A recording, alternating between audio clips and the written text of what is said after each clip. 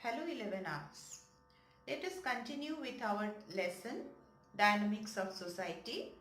We have already begun the existence of caste system in the Indian society. I have already explained you how did the different classes emerge in the Indian society.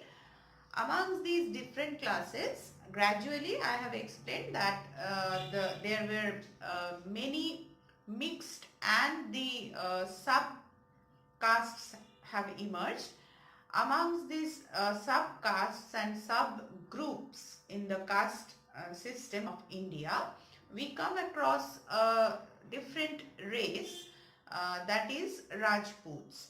Now regarding the origin of Rajputs, we have different theories.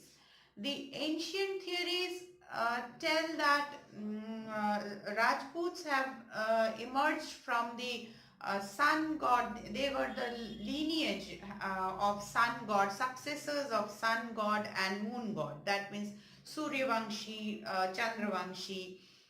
The court poet of Prithviraj Chauhan, the Rajput king Prithviraj Chauhan of Delhi, Chand Bardai, in his book Prithviraj Raso, has mentioned that the Rajputs have emerged from a sacrificial fire held at Mount Abu by sage Vasishtha.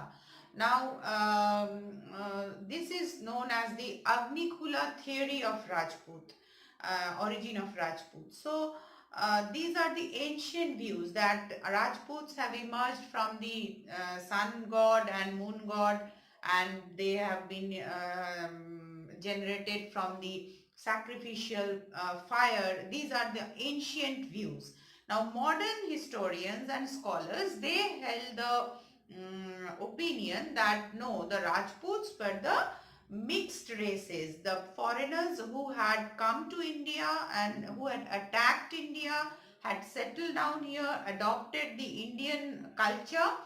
They mixed with the Indian people, and then their fusion created the mixed group, and the Rajputs belonged from these mixed groups. Now some of the important Rajput dynasties were the Chauhans, who ruled over Ajmer and Delhi, and the most important king of the Chauhans were obviously Prithvi Raj Chauhan. You all know about the story related to Prithvi Raj Chauhan. He was the last important ruler of ancient India, who was defeated by Muhammad Ghori in the second battle of Tarain in 1192 AD. Next, other Rajput dynasties were there: Parmars, Pratiharas, then Chalukyas, Chandelas, etc. Then next topic, that we move on to, that is the position of women in the Indian society. That is condition or status, or the position of women that has been held in the Indian society from the ancient to the medieval age. Now, basically in the Indian, in the ancient age, we will learn in this lesson. If we begin from the ancient age, from the Harappan civilization, we will see that the Harappan people held the women in a very respectable position, because they used to worship the mother goddess. So the figurines of mother goddess indicate that the women in Harappan culture were held in a very respectable position. When we move on to the Vedic civilization, in the Rig Vedic literature, when we read from the Rig Vedic literature, we find that the position of the women were equally respectable as men. Like a girl child was welcome in the family, and she was given the equal right to education and participation in all kinds of political and religious activities. Um, in Rig Vedic age, women had a very respectable position. But as the society became complicated during the later Vedic age, we will see that the women had also lost their position. They were no more equally treated as men in the society.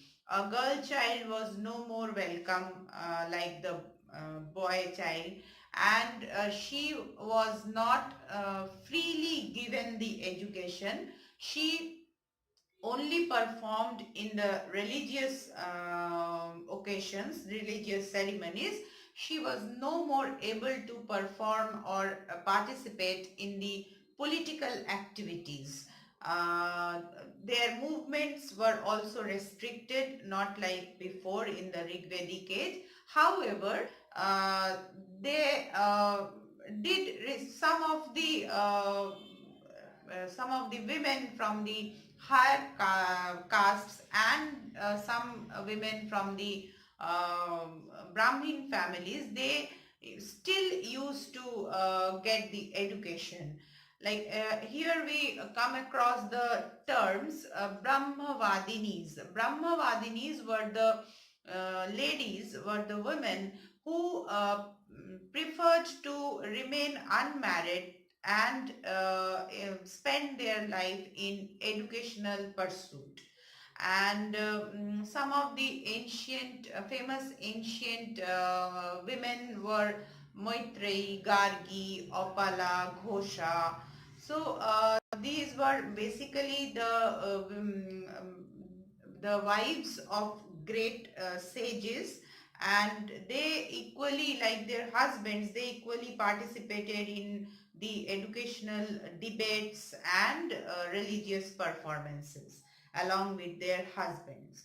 Now, if we consider the Buddhist period, we will see that the Buddhists had the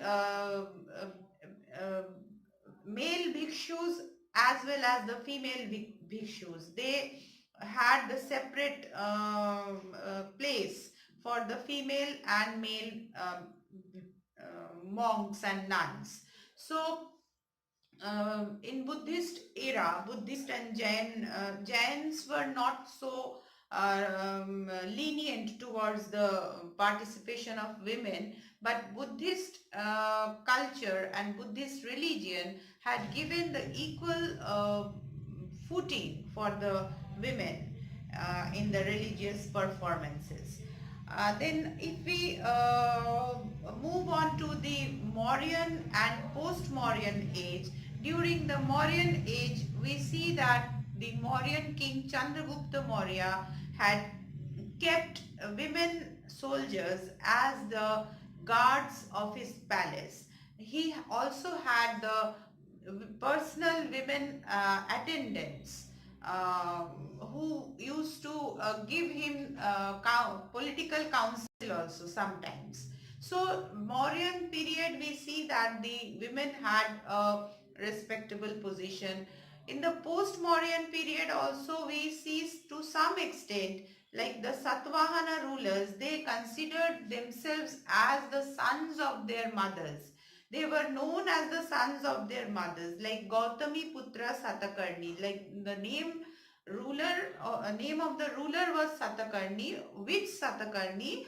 Gautami's son Satakarni. So in this way, they used to be known to the world. So women had respectable position, but that was mostly in the higher caste society. In the common society, the common society of the common people, the women were no more treated equally like men. Again, if we consider the Gupta period, we will see that the position of women had more declined, because we in the Gupta period we see the first instance of the sati, that is the the sacrifice of the wife after the death of her husband in his funeral pyre. So the system of sati, the trace of the system of sati we get from the Gupta period. Now gradually when we move on to the Muslim period, medieval period, we will see that the position of the women further declined.